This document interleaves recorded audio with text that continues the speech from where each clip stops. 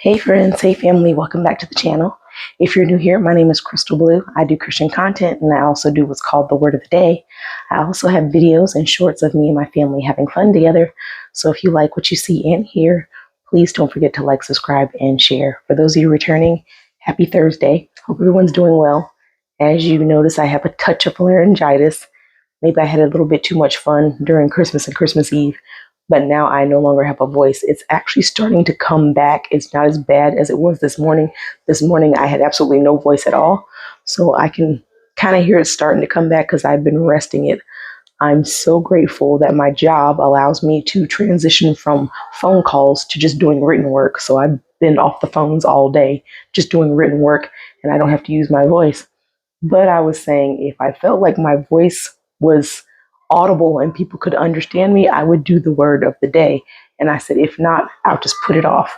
But I feel like my voice is way better than it was this morning. So we are going to go ahead and proceed with the word of the day.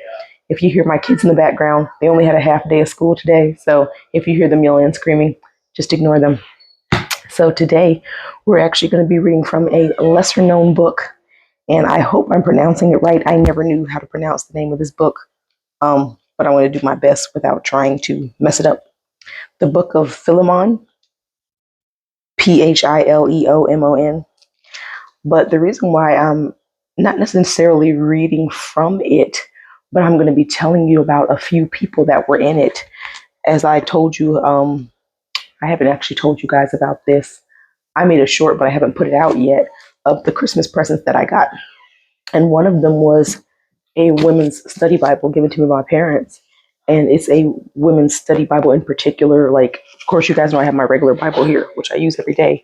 But this actually helps me study the word and actually, ascertain it, understand it, and soak it in.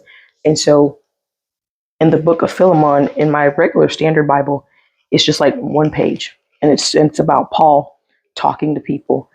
But when I read from the book of Philemon in here, it tells me a little bit more. I gotta find it first because my tabs are a little bit different and they're kind of hard to read. And I picked these tabs out because they were so pretty and glittery. And then I thought, well, Crystal, you can't read them because they're too pretty and too glittery. But in my study Bible, in the book of Philemon, you'll see that not only is it just a one pager, but it also talked about women who did things throughout the Bible. Now, I don't know how long you guys have been following me, but some of you may remember back during the summertime, probably, I talked about women in the Bible and women that did awesome things, because we don't really hear about women doing things in the Bible that much. We just hear about all the men. But if y'all remember, I talked about Phoebe and Priscilla back during the summertime. And then by reading the study notes in this Bible, I found out that there were a few other women too that I wouldn't have known about unless I had this. So the other women were Aphia, Damaris, Dorcas, Lydia, Mary Magdalene, and Mary of Nazareth. So I went through and they reference which parts of the Bible speak about these women and what they did. So, and then of course I saw Phoebe and Priscilla up here. I'm like, well, I already spoke about Phoebe and Priscilla. They were deacons and deaconesses and things like that. If you remember, you can go back to my old video. I think it was during the summertime where I spoke of women of the Bible. But so basically, this is basically like a part two. So Aphia, she hosted believers in her home. And it talks about that in the first chapter of Philemon. Paul actually says, to Philemon, our dear friend and fellow worker, also to Aphia, our sister, and to other church members that meet in your home. So basically, she hosted believers in her home, people that were believers and were walking with Paul and, were part of his crew. She hosted people in her house. And then for Damaris, she responded to the gospel. And it talks about that in the book of Acts. This is where it's good to have two Bibles so I can go back and forth. This is great. So in the book of Acts, it says in chapter 17, bear with me while I get to it. Again, if you hear my kids yelling in the background, just ignore them. Let's see. And then here we go. Chapter 17, verse 34. It talks about when they had heard about the resurrection of the dead, some of them sneered, but others said, we want to hear you again on this subject. At that, Paul left the council. Some of the people became followers of Paul and believed. Among them was Dionysius, a member of the Areopagus, also a woman named Damaris, and a number of others. So she's mentioned as one of the followers of Paul, one of the believers. And out of all the women, this one might be my favorite right here, Dorcas. She reached out to the poor and the needy. And I remember this story because when I read it, I was like, oh, I remember this. Dorcas also went by the another name, Tabitha. Dorcas did a lot of outreach. She did a lot of things for the needy and the poor. At one point, she was on her deathbed. She was dying. And at that point, they were like really sad. They were like, this woman has done so much great stuff and she's dying. And so I'm going to read to you and tell you about Dorcas because I think Dorcas's story is absolutely beautiful. And it's also in the book of Acts. And her story is in chapter 9. Let's get back to chapter 9.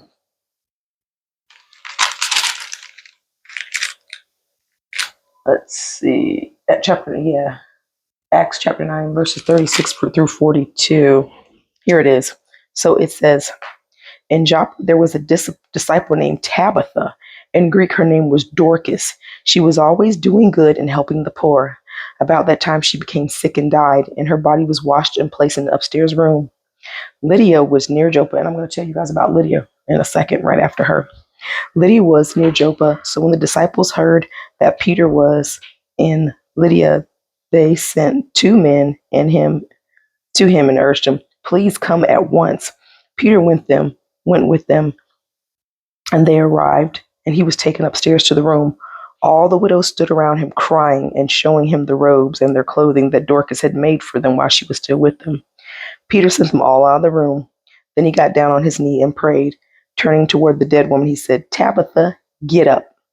She opened her eyes, and seeing Peter, she sat up. He took her by the hand and helped her to her feet. Then he called for the believers, especially the widows, and presented her to them alive. So basically, Dorcas, aka Tabitha, she died. And Paul was like, wake up.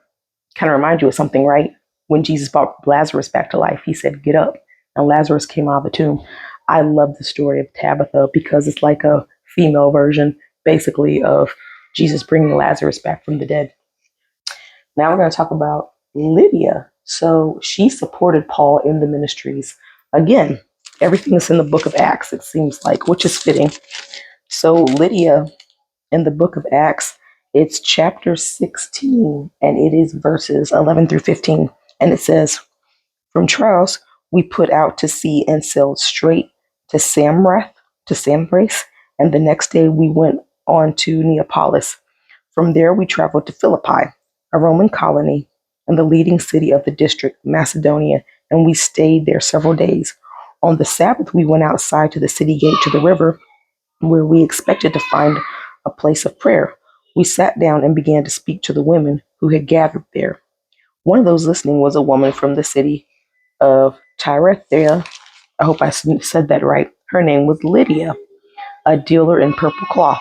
She was a worshiper of God. The Lord opened her heart to respond to Paul's message. When she and the members of her household were baptized, she invited us to her home. If you consider me a believer in the Lord, she said, come and stay at my house. And she persuaded us. So her and her family, they became believers as well. And then she invited Paul and everyone to come stay in her house. So she also hosted people as well, kind of like Aphia did. Another woman I want to talk about is Mary Magdalene, and she proclaimed the gospel. You guys probably already know a lot about Mary Magdalene because it's obvious it's Mary Magdalene. But there is also Mary of Nazareth who prayed. I don't know if you guys, and I'm saying Mary of Nazareth, she's one who prayed. I don't know if you guys have watched The Chosen or seen The Chosen. Mary is one of the characters also with Mary, Jesus' mother. They're like both together at the same time. But Mary of Nazareth, she was actually one of the people that prayed and was praying for people traveling along with Paul. So these are basically all the other women that weren't mentioned that I didn't know about before. Now, obviously, when I was reading this Bible, yes, I found out about Phoebe and Priscilla, but that was it. I didn't find out that there were more until I started reading my study Bible. That's why I think it's so awesome to get a study Bible. Having a regular Bible is great too, but the study Bible, again, it helps you study and it's going to point out things and show you things that your regular Bible, you would just kind of have to sift through and look through yourself, which isn't a problem because we love reading the word. But if you have a study Bible, it can tell you directly where to go. So that you're not having to hunt for it. So again, this is a study Bible that my parents got me as a Christmas present. It's pretty thick. I love it. It's beautiful. It's got large print because in my years as I'm maturing, I'll be 44 next month. My vision seems to be failing me and I can't see anything. So having this larger print is really great. And they got this off of Amazon for me, and I picked out the tabs and I grabbed the tabs myself. But I just want to, let you guys know about more women in the Bible. Because again, they always talk about what all the men did, which is great. But let's not forget about us ladies, because we helped out and did some things too. So I think it's important to know about them. So I also would like to encourage you guys to get a study Bible. If you're new to the faith, and even if you're not new to the faith, if you've been a Christian for like 50 million years, it's still always good to have a study Bible because we can never get enough of the word. And sometimes we have to read the Bible 2 and 3 times. I know this is my second time reading the Bible all the way through. There's a YouTuber that I follow, and he has read the Bible 24 times. So it doesn't matter how old or how new you are in the faith. It's always good to give it another go round. But if you have a study Bible, it can definitely help you probably pick up the things that you might have missed if you were reading it in a regular Bible as such. All right, I know I was a little long-winded today, guys.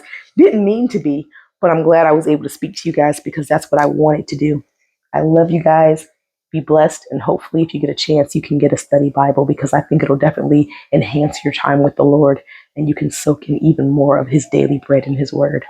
All right, you guys be blessed. Lord willing, I'll see you guys back here tomorrow. Bye-bye.